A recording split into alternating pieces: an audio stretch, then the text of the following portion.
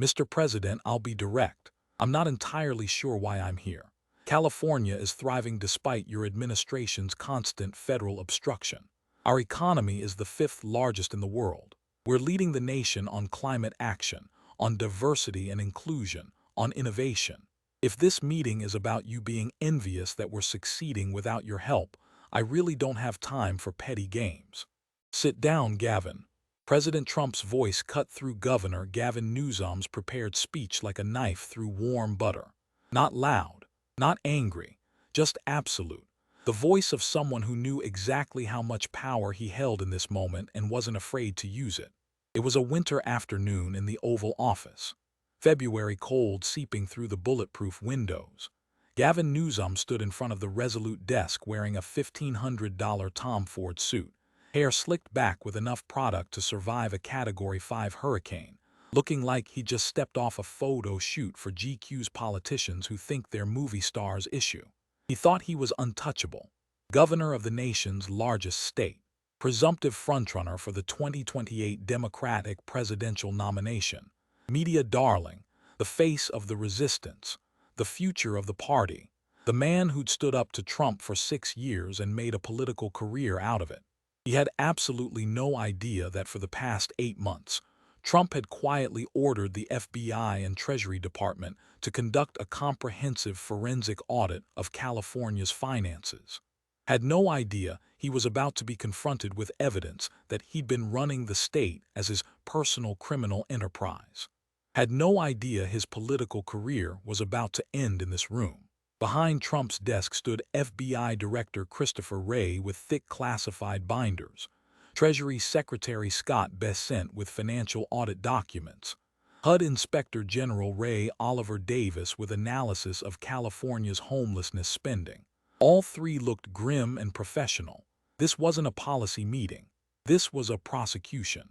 Newsom laughed. That practiced, condescending laugh he used when he thought someone was beneath him, still standing, still projecting confidence he was about to lose forever. Oh, come on. What is this? Petty revenge for 2020, political theater. I'm not intimidated by whatever show you're putting on here. $68 billion. Trump didn't raise his voice. Didn't need to. The number landed like a bomb in the middle of the Oval Office. That's how much California has spent on homelessness since you became governor in 2019. Want to know what happened to your homeless population in that time? It increased by 46%. Nearly 50% more people living on the streets despite $68 billion spent. He pushed a thick folder across the resolute desk with one finger.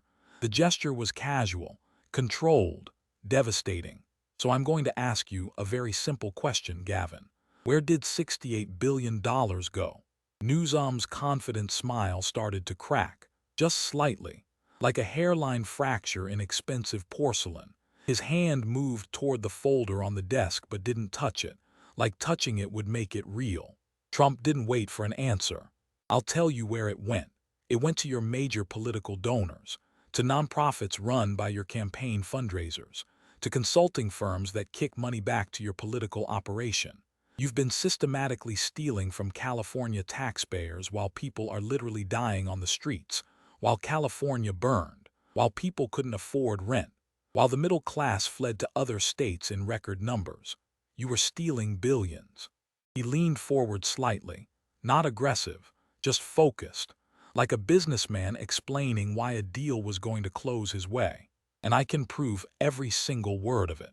FBI Director Wray stepped forward, opening his binder with the efficiency of someone who'd done this 1,000 times, who'd built cases against organized crime, against terrorists, against corruption at the highest levels.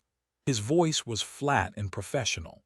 Governor Newsom, for the past 8 months, the FBI has been conducting a comprehensive audit of every major homelessness contract California has awarded since you took office. We've identified $23 billion in provably fraudulent spending. He placed documents on the desk where Newsom could see them.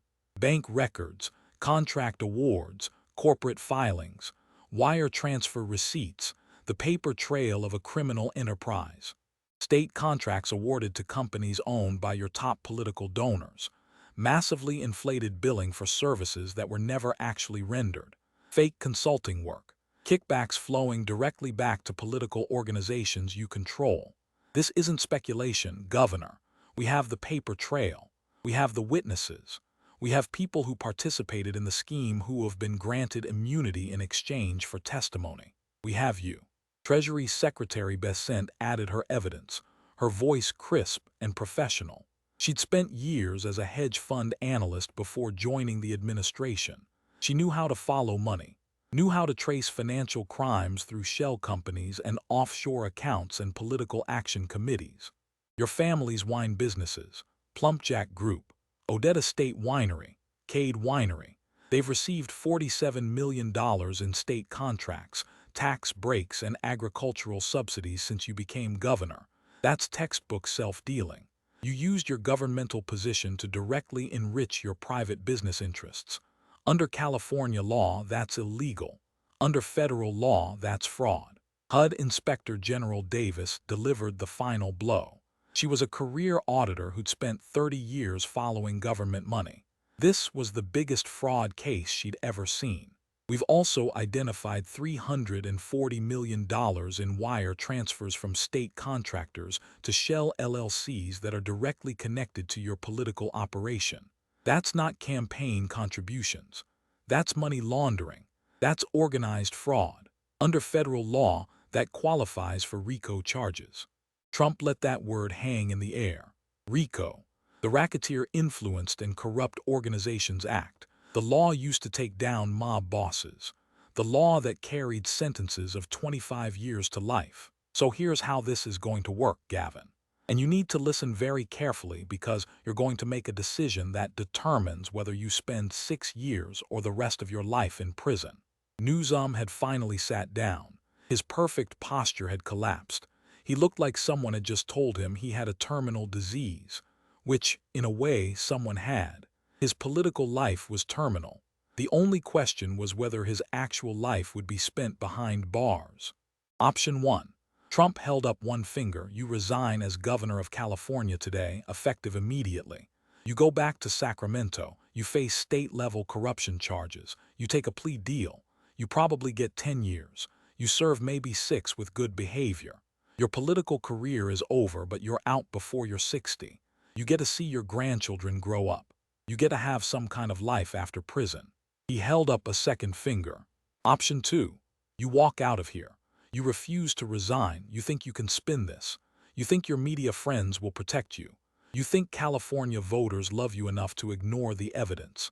And tomorrow morning at 10 a.m., I stand in the Rose Garden and I release this entire federal audit to the public. Every page, every contract, every wire transfer, every piece of evidence. And the Department of Justice files RICO charges against you for running the state of California as a criminal enterprise. Trump's voice got quieter, more personal, the way it did when he was making a point he really wanted someone to understand.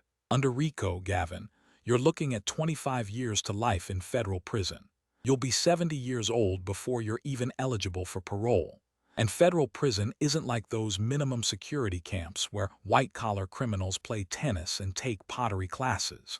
Federal RICO defendants go to real prisons, with real criminals, people who don't care that you used to be governor of California. He paused to let that image sink in. Let Newsom visualize exactly what the rest of his life would look like if he made the wrong choice. Remember that French laundry dinner, where you broke your own COVID lockdown rules while telling regular Californians they couldn't see their families? That was nothing. That was you being a hypocrite. Made you look bad for a few news cycles. This is different. This is you being a thief. This is you stealing billions of dollars while California literally burned, while people slept in tents on Skid Row, while families fled the state because they couldn't afford to live there anymore, while your own constituents died on the streets waiting for help that never came because you stole the money. Newsom looked like he'd been physically struck. His face had gone pale. His hands gripped the armrests of his chair like he was trying to keep himself from falling. His perfectly styled hair suddenly didn't look so perfect. His expensive suit suddenly didn't make him look powerful. He looked small, scared, trapped. You can't possibly prove, he started weakly, his voice barely above a whisper. We have the contracts, Trump said flatly. We have the bank records. We have the wire transfers. We have sworn testimony from contractors who paid kickbacks to your operation. We gave them immunity and they're cooperating fully. They're going to testify against you in court. We have your wine business's financial statements showing illegal state contracts. We have emails. We have text messages. We have 8 months of FBI investigation. This isn't a bluff, Gavin. This is real. This is happening. The only question is whether you're smart enough to take the better deal. He leaned back in his chair, completely relaxed, like a poker player who knew he held a royal flush and was just waiting for the other guy to realize he had nothing. So what's it going to be? Resign quietly and face California state charges, or get completely destroyed in federal court and spend the rest of your life in a prison cell. Newsom's perfectly styled hair suddenly didn't look so perfect. His $1,500 suit suddenly didn't make him look powerful.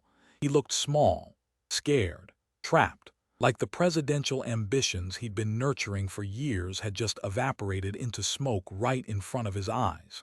Trump smiled slightly, not cruel, just satisfied, the smile of someone who just won exactly the way he'd planned to win. Let me show you exactly what we found, starting with where $68 billion actually went. Because once you see this evidence, you'll understand why you have no choice but to resign. He nodded at FBI Director Wray. Show him everything. And as Wray opened his first binder, Gavin Newsom realized with absolute certainty that his political career was over. The only question was whether he'd spend 6 years in state prison or the rest of his life in federal prison. To understand how we got here, how California's golden boy governor ended up facing RICO charges in the Oval Office, you have to rewind 12 hours earlier, when Newsom woke up that morning thinking he was invincible. 12 hours earlier, Gavin Newsom had been in his private study at the California governor's mansion in Sacramento, sipping an expensive espresso and scrolling through his phone. Political news, polling data, profiles of him in glossy magazines. He was everywhere. His approval rating among California Democrats was 73%. His national profile was higher than any governor except maybe DeSantis. He was the future, the inevitable Democratic nominee for 2028, the man who would restore dignity and competence to the White House after Trump's second term. His phone buzzed with a reminder about today's meeting. White House, 3 p.m. urgent discussion regarding federal state program coordination. He'd received the call 2 days earlier from Trump's chief of staff. Very formal, very official, but no details beyond the meeting time and the vague subject line. That was unusual but not alarming. Federal-state relations were always contentious with Trump. This was probably about sanctuary cities, or California's climate regulations that exceeded federal standards, or maybe Trump wanting to grandstand about immigration before an election year. His chief of staff, Jennifer Siebel Newsom, his wife, walked into the study with her tablet. You need to leave for the airport in an hour. Do we have a strategy for the White House meeting? Newsom waved dismissively, still scrolling his phone. Trump is completely flailing. His approval rating in California is what, 32%? Lowest of any Republican president in state history. He knows I'm the frontrunner for 2028, and it's driving him absolutely insane. This is just him trying to intimidate me before I officially announce my campaign. The summons mentioned a federal audit of state programs, Jennifer noted, her lawyer instincts making her cautious. That specific language could indicate something substantive. Newsom finally looked up from his phone, smiling that confident smile that had won him elections for 20 years. Federal audits happen constantly. It's bureaucratic noise. We have an entire team of lawyers whose job is handling compliance. If Trump genuinely thinks his people are going to find some smoking gun in California's finances, he's even more delusional than I thought. He stood up, stretched, looked at himself in the mirror on the wall. Still fit at 57, still had the look, the hair, the jaw, the charisma. He'd been called the best-looking politician in America so many times it wasn't even flattering anymore. It was just a fact. California's budget is complex, sure, he continued. biggest state economy in the country, but everything is documented and defensible. We have receipts for everything. His communications director joined them via video call on the tablet. Should we prepare defensive messaging, just in case there's something specific? Prepare the standard talking points, Newsom instructed. Federal overreach. Trump attacking California because we lead on climate and immigration. Republican intimidation of Democratic governors. But honestly, I'm not worried at all. This is theater.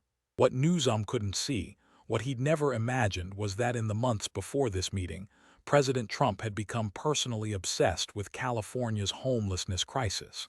Not for political reasons, because the numbers offended him as a businessman. How do you spend $68 billion and make the problem worse? It didn't make sense, unless someone was stealing the money. Trump had quietly ordered an investigation, a real investigation. FBI, Treasury, HUD Inspector General, subpoenas to contractors, forensic auditing of bank records, immunity deals for people willing to talk, building a case the way you'd build a case against organized crime, because that's what Trump suspected it was, organized crime, just with better suits and wine tastings instead of strip clubs and cement shoes. That same morning, 6 a.m., President Trump sat in the White House Situation Room with his investigation team, the secure conference room deep below the West Wing. No phones allowed, no recordings, just the people who needed to know. FBI Director Christopher Wray sat to Trump's right with 3 thick binders in front of him. Treasury Secretary Scott Bessent across from him with financial forensics reports. HUD Inspector General Ray Oliver Davis at the end of the table with statistical analysis. White House counsel next to her with legal strategy documents. The table was covered with evidence. Organizational charts showing money flows, contract awards, bank statements, wire transfer records, testimony transcripts, 8 months of investigation condensed into a case that would destroy a governor. Trump looked fresh despite the early hour. He loved this kind of thing, following the money, exposing corruption, building an airtight case. This was what he did in business for 50 years before politics. "Walk me through it one more time," he said. "I want to make sure we have him dead to rights before this meeting." HUD Inspector General Davis began. She was a career auditor, had spent 30 years following government money. This was the biggest fraud case she'd ever seen. "Mr. President, we completed the comprehensive audit you ordered 8 months ago. California homelessness spending since Gavin Newsom took office in January 2019. The numbers are staggering." She pulled up a chart on the secure monitor. Total spending, $68 billion across state and local programs funded by state money. That's not an estimate. That's documented spending we can verify through state budget documents. During that exact same period, she continued, California's homeless population increased from approximately 151,000 to 181,000.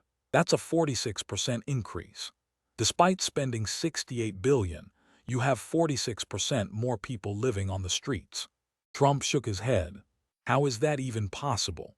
You could have built every homeless person a house for that much money." "Exactly," Davis said. "So we audited where the money actually went. Every contract over $1 million. What we found is systematic fraud on a scale I've never encountered in 3 decades of government auditing." She clicked to the next section showing contract analysis. $23 billion went to contracts that show clear fraud indicators. No-bid awards to companies owned by Newsom's major political donors. Wildly inflated billing. We're talking 3, 4, 5 times market rates. Payments for services that were never actually rendered. Shell companies with no employees receiving millions in payments. Consulting contracts with 0 deliverables. FBI Director Wray took over, his voice carrying the weight of someone who'd prosecuted organized crime for decades.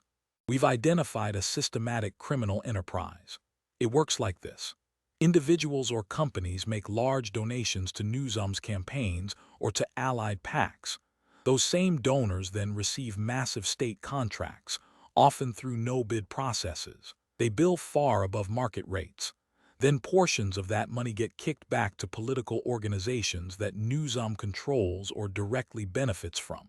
He showed an organizational chart on screen. It's a closed loop. Donate to Newsom. Get state contract worth 10 times your donation.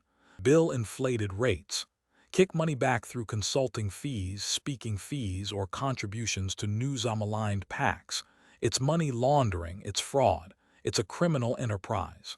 Let me give you one specific example that shows the whole pattern, Ray continued. Tom Steyer, billionaire climate activist, one of Newsom's biggest donors and closest political allies. Steyer's investment fund owns a major stake in a nonprofit called California Housing Solutions. That nonprofit has received $340 million in state homelessness contracts since 2020. He let that number land, $340 million. We audited what they actually built. 400 units of supportive housing over 4 years. That works out to $850,000 per unit. The market rate for similar supportive housing in California, and yes, California is expensive, is approximately $200,000 per unit. Where did the other $650,000 per unit go? Ray showed wire transfer records. We traced it. Significant portions went to consulting firms owned by Newsom associates, to lobbying groups that support his agenda, to political organizations in his network. The money went in a circle. State funds to Steyer's nonprofit, Steyer's nonprofit to Newsom's network, Newsom's network back to supporting Newsom's political career. Treasury Secretary Besant presented the next section, her financial analysis meticulous and damning. Beyond the general contractor fraud, we've documented clear self-dealing by Governor Newsom personally. His family's wine businesses have received $47 million in state contracts, tax breaks, and agricultural subsidies since he became governor. She showed the breakdown with the precision of someone who'd spent years as a hedge fund analyst.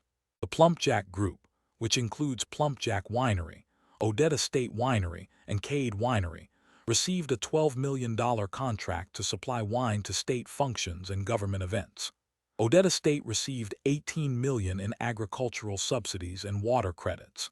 Cade Winery got $17 million in tax credits ostensibly for environmental improvements and sustainable practices. California Government Code Section 1090 explicitly prohibits state officials from having any financial interest in contracts they influence. Newsom violated that law repeatedly, and he didn't even try to hide it. He just assumed nobody would look. White House counsel outlined the prosecution strategy. We have multiple legal avenues. The cleanest approach is federal RICO.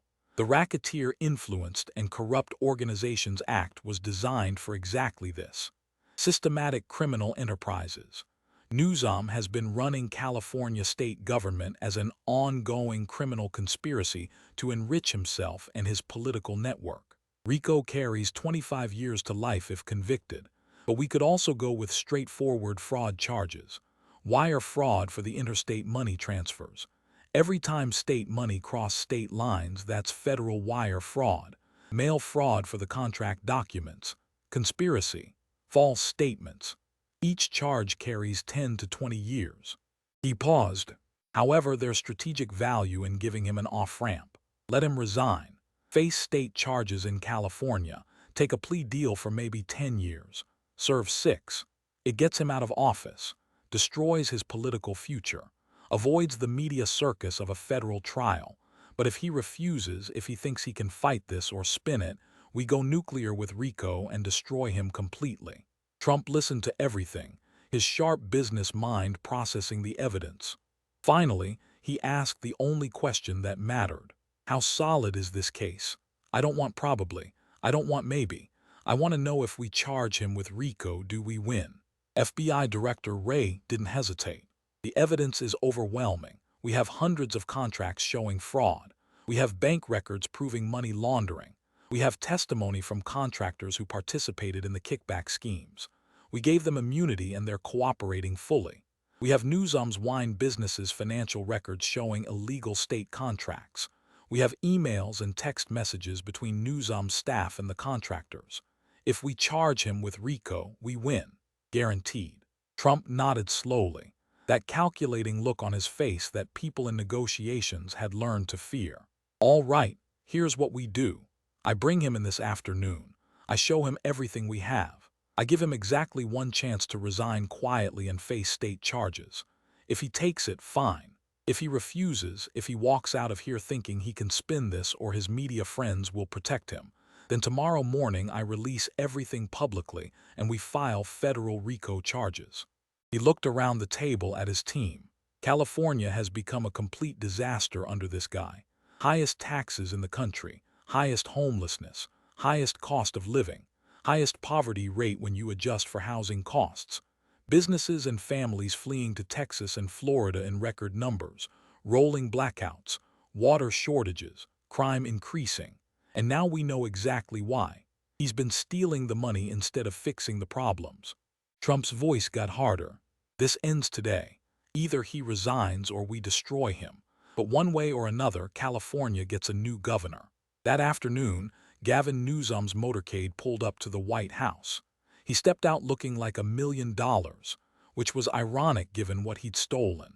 Expensive suit perfectly tailored, hair immaculate, confident stride. He even waved at the small group of cameras that had been alerted to his arrival by his own communications team. He was escorted through the West Wing, expecting a contentious but standard meeting. Federal versus state authority, immigration enforcement, climate regulations.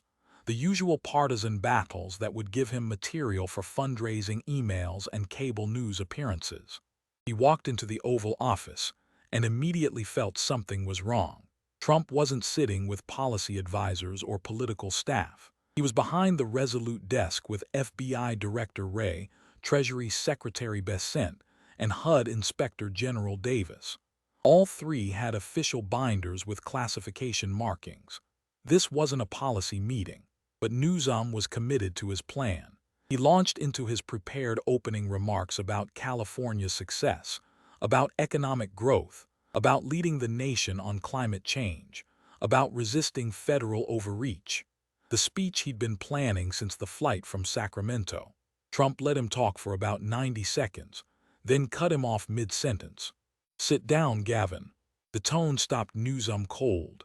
Not angry, not loud, just absolute. The voice of someone who held all the cards and knew it. "Because we're not here to debate policy. I'm about to show you 8 months of federal investigation proving you've been systematically stealing from California taxpayers. And when I'm done, you're going to make a choice that determines whether you spend 6 years or the rest of your life in prison." Newsom's confident smile died on his face. He looked at Trump, at FBI Director Wray, at those binders full of evidence, and he slowly sat down. "What are you talking about?" His voice had lost all its confidence. Trump's answer was cold and factual. $68 billion spent on homelessness since you became governor.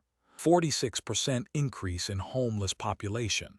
I'm going to show you exactly where that money went. To your donors, to your wine businesses, to your political machine. You've been running California as a criminal enterprise. He leaned forward slightly. "And I can prove every word of it." FBI Director Wray stood and moved to a presentation screen that had been set up in the Oval Office. He clicked his remote, and a simple chart appeared showing California homelessness spending over 6 years. "Governor Newsom, let me walk you through what we found. In January 2019, when you took office, California's documented homeless population was approximately 151,000 people. That was already the highest in the nation. Your campaign promised to address this crisis. You called it a moral imperative." He clicked to the next slide showing spending. Over the next 6 years, 2019 through 2024, California spent a documented $68 billion on homelessness programs. That's federal funds, state funds, and local funds that came from state budgets. $68 billion. Next slide. Current homeless population in California, approximately 181,000. That's an increase of 30,000 people. A 46% increase despite spending $68 billion. Wray let those numbers sit in the air. The math was devastating, More money, more homelessness. Where did the money go? We asked that question, Ray continued. So we audited every contract over $1 million, every major homeless services provider, every nonprofit, every consulting firm, every construction company. We obtained bank records, emails, corporate filings, testimony from people in the system. He clicked through to show a breakdown. Of that 68 billion, approximately 45 billion went to what could be considered legitimate services. Shelters, food programs, mental health services, substance abuse treatment. Those programs may or may not have been effective, but the money was spent on actual services. The remaining $23 billion went to contracts that show clear fraud indicators. Let me show you what I mean. He pulled up the first example. California Housing Solutions. This is a nonprofit that received $340 million in state contracts between 2020 and 2024. Their stated mission is building supportive housing for homeless individuals. They reported completing 400 units over 4 years. Ray did the math publicly. 340 million divided by 400 units equals $850,000 per unit. For reference, the market rate for similar supportive housing in California, even in expensive areas like San Francisco or Los Angeles, is approximately $200,000 per unit. These units weren't luxury apartments. They were basic studio units with shared facilities. He showed photos of the completed units. Basic, functional, certainly not worth $850,000 each. Where did the other $650,000 per unit go? We subpoenaed California Housing Solutions financial records. We traced the money. Here's what we found. A flowchart appeared showing money movement. California Housing Solutions paid $280 million to various consulting firms and subcontractors. We investigated those companies. Most of them are owned by individuals or entities connected to your political network, governor, former campaign staffers, major donors, political consultants who have worked for you. He clicked through examples. Sustainable Future Consulting received $47 million for project management. The company has 3 employees. The owner, Marcus Webb, was your deputy campaign manager in 2018 and maxed out donations to your campaigns every year. What did his company do for $47 million? We interviewed him under oath. He couldn't describe specific deliverables beyond strategic oversight. Green Development Partners got $62 million for environmental compliance consulting.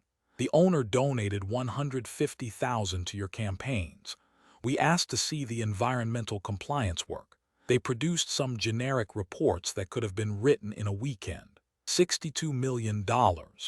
Ray went through 5 more examples. Everyone followed the same pattern. Nonprofit gets massive state contract. Nonprofit pays inflated fees to consulting firms owned by Newsom donors or associates. The money disappears into the political network. This is just one nonprofit, Ray said. We found the same pattern across dozens of organizations. State money going to nonprofits. Nonprofits paying inflated fees to politically connected consultants.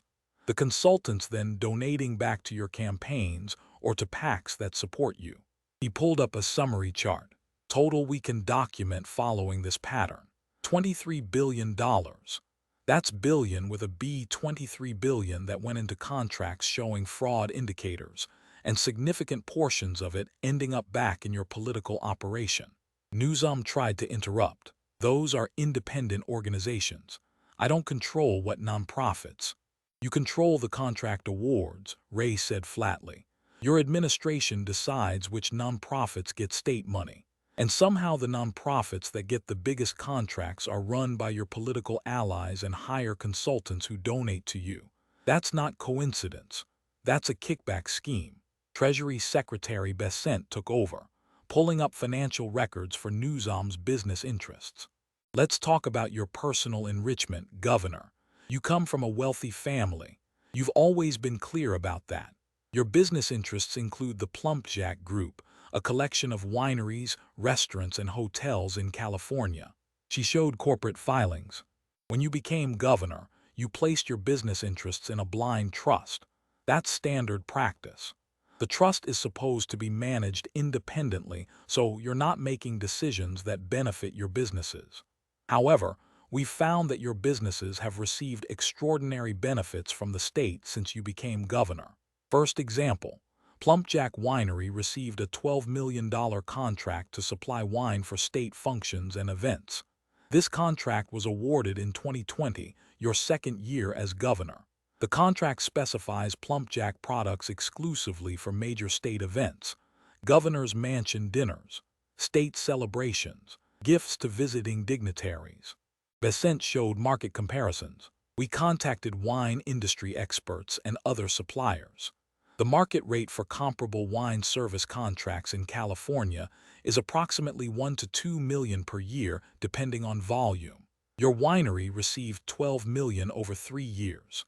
That's about double the market rate. But it gets more interesting, she continued, pulling up tax records. Odetta State Winery, another property in your business portfolio, received $18 million in agricultural subsidies and water credits from the California Department of Food and Agriculture between 2020 and 2024. She showed the subsidy documents. These were justified as supporting sustainable agricultural practices and drought conservation. However, we compared these subsidies to similar wineries in the same region. The average subsidy for comparable operations was about $1 million over the same period. Your winery received $18 million. That's 18 times the average. And then there's Cade Winery, Besant continued relentlessly. It received $17 million in state tax credits for environmental improvements, solar panels, water recycling systems, energy-efficient equipment. These are legitimate programs designed to encourage green practices. She pulled up the actual improvements made. The solar installation at Cade cost approximately $4 million according to the contractor we interviewed. The water system was another $3 million. Total legitimate improvements, about $7 million. The winery received $17 million in tax credits. Where did the other $10 million in value come from? Newsom's face had gone pale. Those programs are administered by state agencies. I don't personally approve, but you appoint the agency heads, Besant interrupted. You set the priorities, and somehow your businesses receive subsidies and benefits far exceeding what comparable businesses receive. California Government Code Section 1090 is very clear. State officials cannot have financial interests in contracts their offices influence. You violated that law repeatedly. She showed the total. Combined, your wine businesses received $47 million in state contracts, subsidies, and tax benefits since you became governor. Your businesses are profitable, but this state money significantly increased their profitability and your family's wealth. FBI Director Wray returned with the systematic corruption evidence. Let's look at the broader pattern of how your political operation works. We analyzed campaign contributions to your campaigns and allied PACs, then cross-referenced them with state contract awards. The correlation is undeniable. He showed a database. We identified your top 50 donors between 2019 and 2024. Individuals and companies who gave a combined total of $83 million to your campaigns, your PACs, and organizations that support you. Next slide. Those same 50 donors or their associated companies received state contracts worth approximately $4.7 billion. That's a return of $56 for every dollar donated. That's not politics. That's a business investment. He walked through specific examples. Jeremy Stoppelman, tech entrepreneur, donated $850,000 to your campaigns and allied PACs between 2019 and 2023. His company received a $340 million contract to build a homeless services technology platform. The platform was delivered 3 years late and doesn't work according to testing by state auditors. But he got paid. Patricia Bates, real estate developer, donated $1.2 million to your political operation. Her company received $680 million in contracts to build affordable housing. She completed about 40% of the promised units, but received 90% of the money before the state finally canceled the contract. She kept the money. Martin Chang, construction company owner, donated $2.4 million to various organizations supporting you. His company received $1.8 billion in state infrastructure and housing contracts. We audited the work. Approximately 30% of it was done to standard. The rest was subpar or incomplete, but he got paid in full. Ray showed the pattern across all 50 donors. This is a systematic pay-to-play operation. Donate to Newsom. Get state contracts worth many times your donation. Deliver subpar work or no work. Get paid anyway. Then donate again for the next election cycle. We also traced where the money went after these contractors got paid. Ray continued, pulling up wire transfer records. Many of them made large payments to consulting firms, lobbying groups, or other entities that we've connected back to your political network. It's a money laundering operation. State funds to contractors. Contractors to political consultants. Political consultants support your campaigns. He showed specific wire transfers. Johnson Construction got $440 million from the state. 3 months later, they paid $18 million to Strategic Political Advisors, a firm run by your former chief of staff. Strategic Political Advisors then made independent expenditures supporting your campaigns. The money went in a circle. HUD Inspector General Davis presented the lifestyle evidence. Governor, the American public knows about the French Laundry dinner in November 2020. You attended a birthday party for a lobbyist at one of California's most expensive restaurants, while the state was under strict COVID lockdown orders that you had imposed. The dinner reportedly cost $15,000.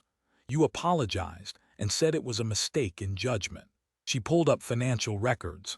What the public doesn't know is that the French Laundry dinner was paid for by the California Medical Association, a lobbying group.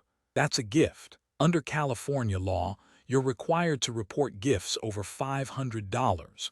You didn't report this one. But that dinner was nothing compared to the broader pattern of luxury lifestyle funded by others. She showed credit card records obtained through subpoena. Between 2019 and 2024, you and your wife attended approximately 180 high-end dinners at restaurants where the average bill exceeded $1,000. Based on reservation records and witness accounts, you personally paid for about 40 of these dinners. The other 140 were paid for by associates, donors, or lobbying groups. She did the math, assuming average bills of $2,000 per dinner, conservative for some of these places. That's $280,000 in unreported gifts over 6 years. Each one should have been reported under state ethics laws. None were. Then there's travel, Davis continued. You've taken numerous trips to luxury destinations, Napa Valley wine tastings, Lake Tahoe ski trips, Montana fly fishing. According to travel records, many of these trips involved private jets or first-class commercial flights paid for by others. Hotel accommodations at 5-star properties, all justified as political fundraising or relationship building. She showed the receipts. We estimate approximately $340,000 in luxury travel over 6 years that was paid for by donors or associated entities. Some was reported as campaign expenses. Much was not. And even the reported travel raises questions about whether it was actually necessary political work or personal vacation disguised as politics. FBI Director Ray brought the focus back to the people who'd been harmed. Governor Newsom, I want to show you something. We interviewed people living on the streets in California, people who should have been helped by that $68 billion. He played a video clip. A woman in her 50s, clearly homeless, sitting on a sidewalk in Los Angeles. Her name was Jennifer Martinez. She'd been a public school teacher until medical bills from breast cancer bankrupted her. I see the news about how much money the state is spending on homelessness, Jennifer said to the camera. Billions of dollars, and I'm still sleeping on the street. I've been on waiting lists for supportive housing for 3 years. 3 years. Where is all that money going? Because it's not helping me. Another clip. A military veteran named Marcus Johnson in San Francisco. I served this country for 12 years. I came back with PTSD and couldn't hold a job.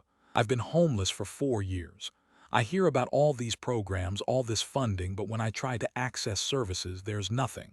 Waiting lists, forms that go nowhere, shelters that are always full. If California is spending billions on this, somebody's stealing the money, because we're not seeing it. Ray turned off the video. We interviewed dozens of homeless individuals across California. The story is always the same. They hear about massive spending. They see politicians talking about addressing the crisis, but they're not getting help because the money isn't going to help them. It's going to your political network. He pulled up mortality statistics. Homeless deaths in California have increased 48% since you became governor. That's people dying on the streets while you were stealing the money that should have saved them. That's not just corruption. That's people dying because of your corruption. White House counsel laid out the federal prosecution strategy. Governor Newsom, let me explain the legal situation you're facing. The FBI and Treasury Department have built a RICO case against you. RICO, the Racketeer Influenced and Corrupt Organizations Act, was designed to prosecute systematic criminal enterprises, mob families, drug cartels, organizations that engage in ongoing criminal activity. He showed the legal framework. To prove RICO, prosecutors must show 1. An ongoing organization, 2. A pattern of racketeering activity, 3. That the defendant participated in the organization's affairs through that pattern of racketeering. We can prove all 3 elements against you. Element 1, the organization. That's your political operation, your campaigns, your allied PACs, the network of consultants and donors and contractors who support you and benefit from your position. Element 2, pattern of racketeering. We've documented wire fraud, mail fraud, money laundering, bribery, and honest services fraud occurring repeatedly over 6 years. That's more than enough for a pattern. Element 3, your participation. You're the governor. You control contract awards through your appointments. You personally benefited through your wine businesses. You approved policy decisions that helped your donors. You participated in and directed the enterprise. He showed sentencing guidelines. RICO carries 25 years to life in federal prison. Given the dollar amounts involved, billions of dollars in fraud, you'd be looking at the high end of that range. Prosecutors would likely recommend life in prison given the scale and duration of the criminal enterprise. We'd also seek forfeiture of assets. The $47 million your businesses received illegally. Any other assets we can prove came from criminal proceeds. You'd be financially destroyed on top of spending life in prison. Trump had been sitting quietly, letting his team present the evidence. Now he spoke, his voice carrying absolute certainty. So that's what you're facing, Gavin. Life in federal prison. Complete financial ruin. Your political legacy being that you're one of the most corrupt governors in American history. Your name becoming synonymous with stealing from the homeless while people died on the streets. He leaned forward. Or you take the deal. You resign today. You face state charges in California. You take a plea for maybe 10 years. You serve 6 with good behavior. You're out in your early 60s. Your businesses survive. Your family keeps most of their money. You fade away instead of getting completely destroyed. Trump spread his hands.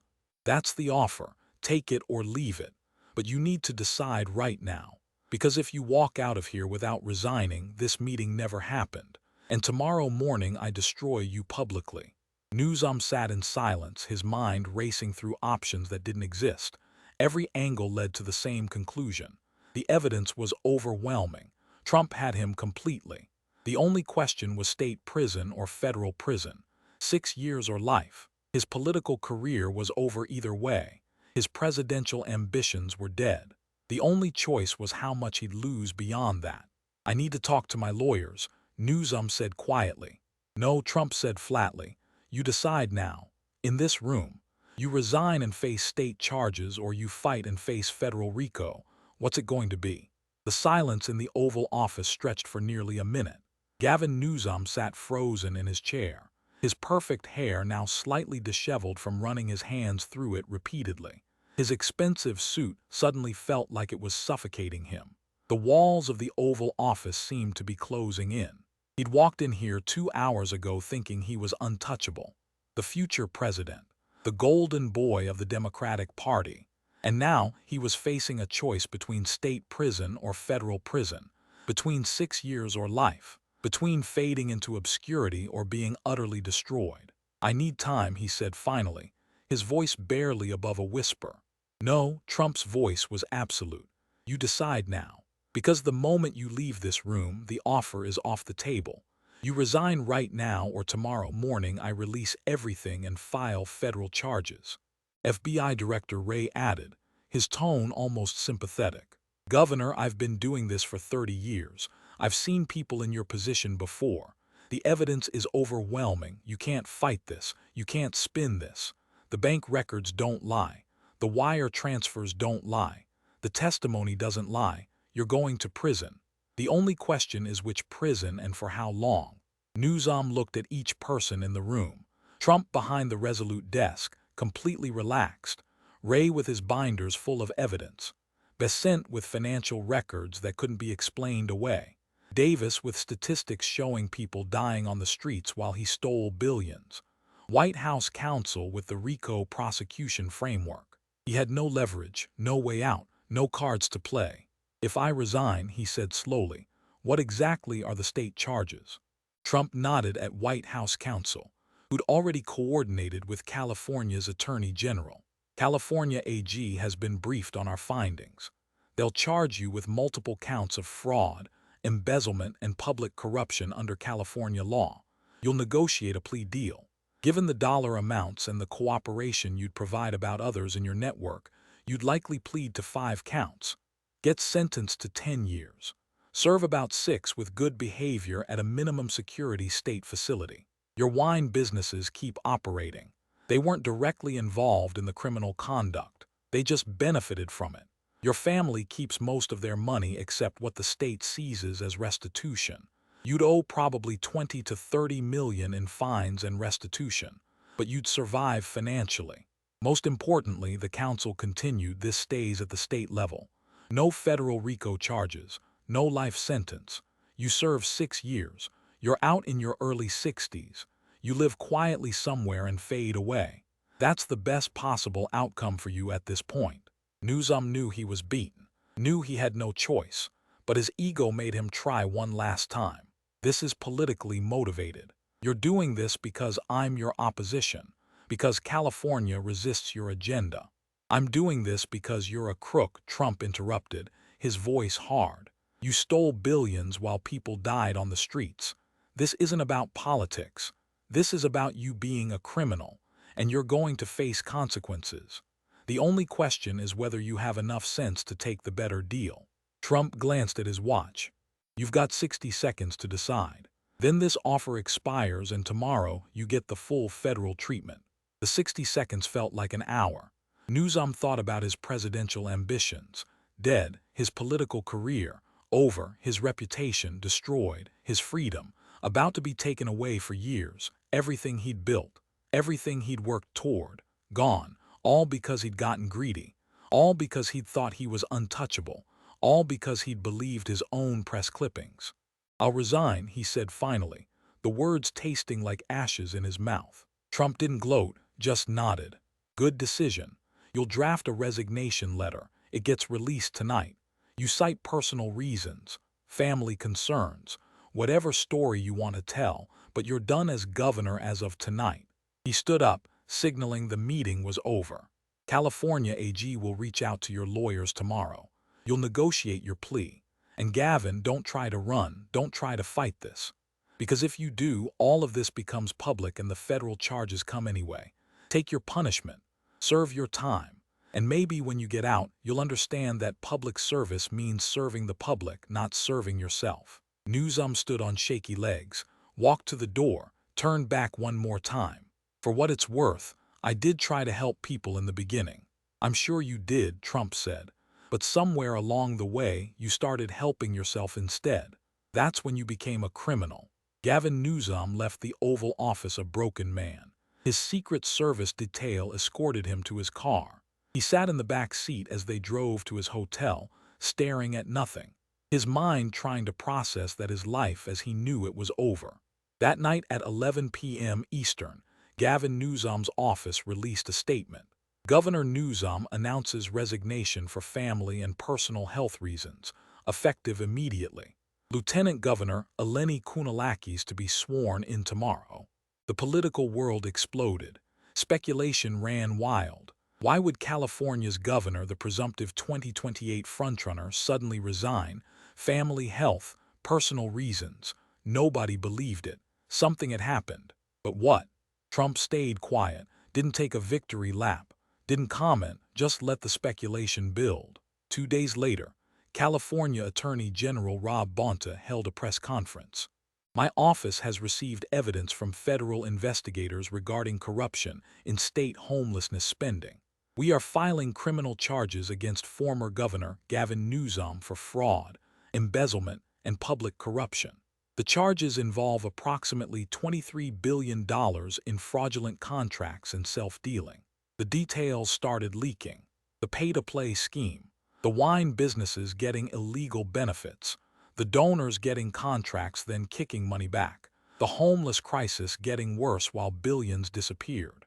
California media, which had been largely protective of Newsom, turned on him with the fury of people who'd been duped. The Los Angeles Times ran a devastating investigation.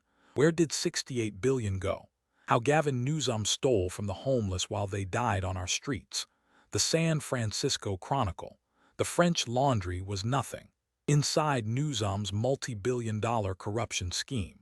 Even progressive outlets couldn't defend him. The evidence was too strong. The dollar amounts too large. The human cost too visible. Newsom tried to mount a PR campaign. Gave an interview claiming he was being persecuted for his progressive politics, that Trump had orchestrated this, that the charges were exaggerated. Nobody believed him, because the California AG was a Democrat, because the evidence was public, because people could see the homeless crisis with their own eyes and knew the money hadn't helped. His plea deal came in April. He pleaded guilty to 5 counts of fraud and public corruption, was sentenced to 10 years in state prison, would serve approximately 6 with good behavior. At his sentencing hearing, the judge was brutal. Mr. Newsom, you had everything. Wealth, power, a bright political future. You could have actually helped people. Instead, you stole from the most vulnerable. You enriched yourself and your donors while people died on the streets. You betrayed the public trust in the most egregious way I've seen in my career.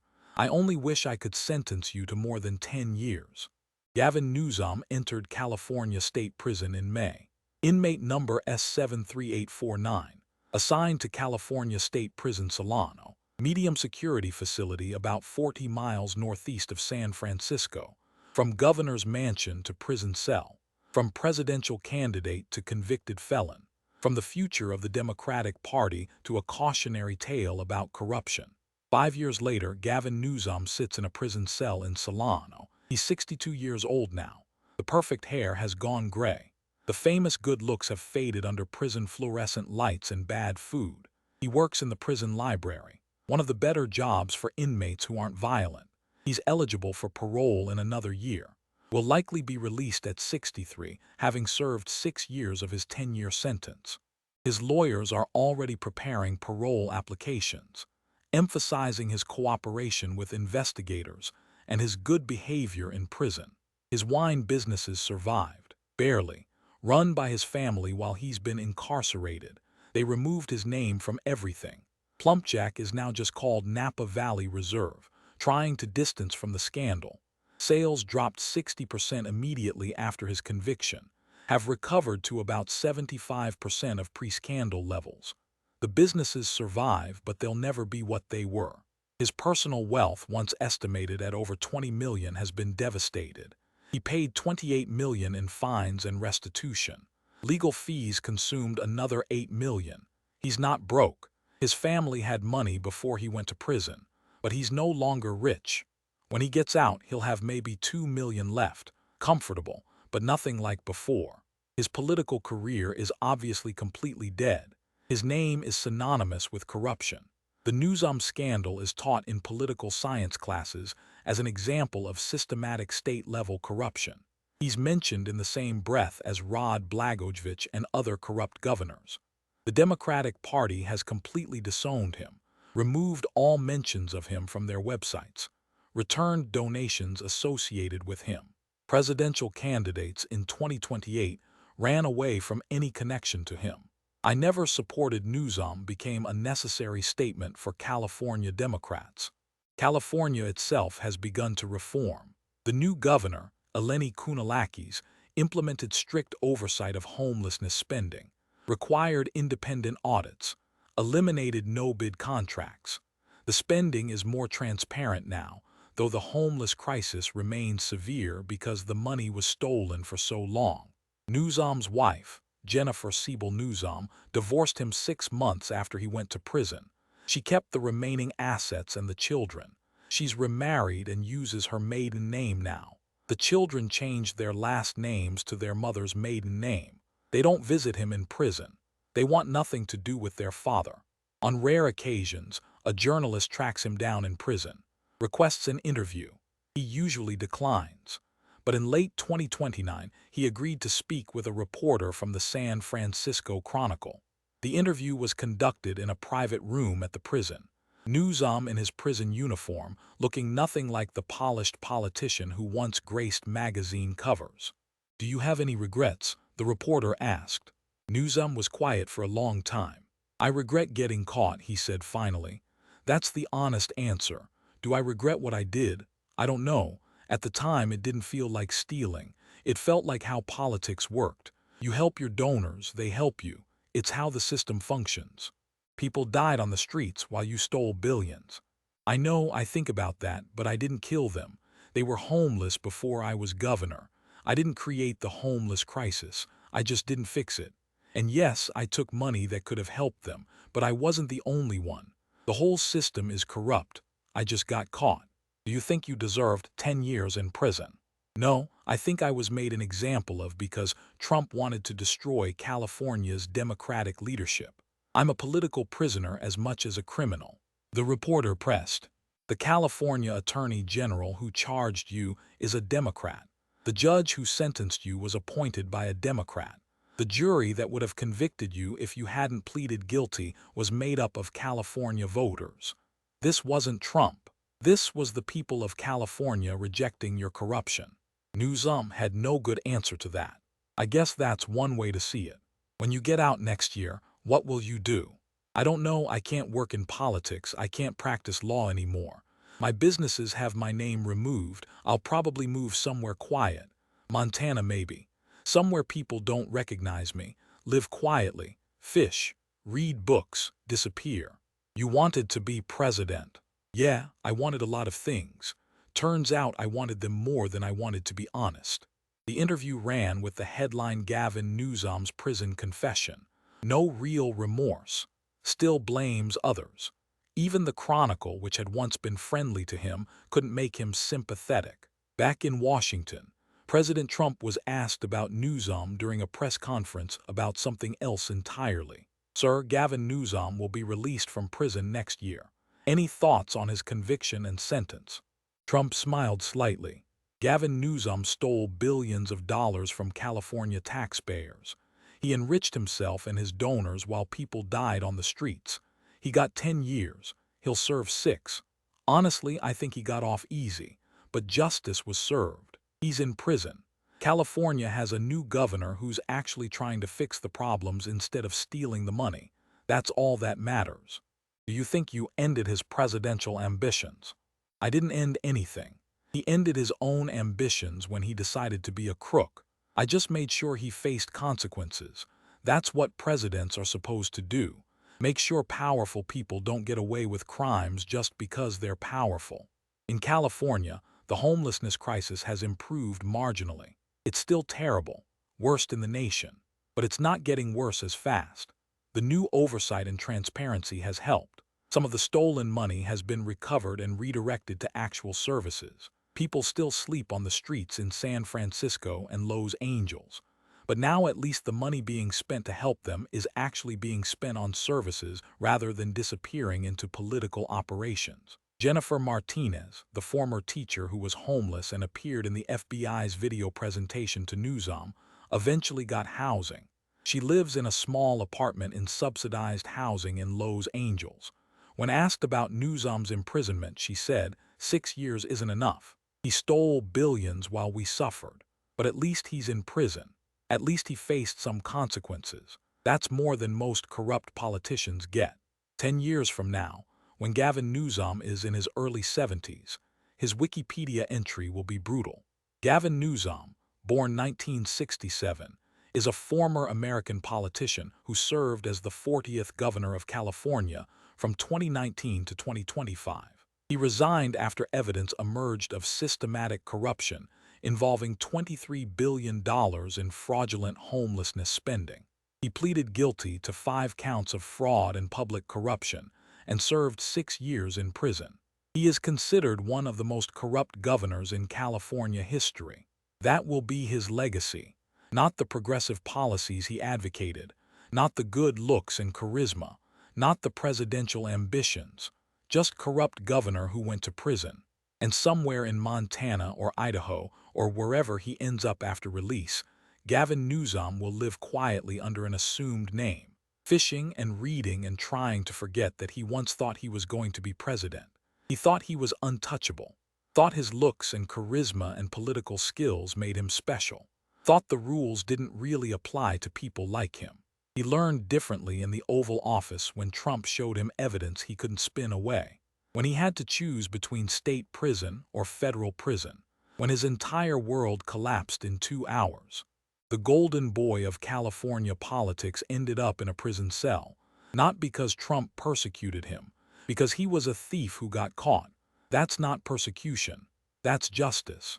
And justice, in the end, doesn't care how good your hair looks. If this story made you think about power and accountability, if it showed you that nobody is above the law no matter how charismatic or well-connected they are, do me a favor. Hit that subscribe button. Share this with someone who needs to understand that corruption always catches up with you eventually, because these stories matter. These lessons matter. And the choices politicians make when they think nobody's watching define who they really are. Gavin Newsom chose wrong, and he's paying the price. That's how it should work.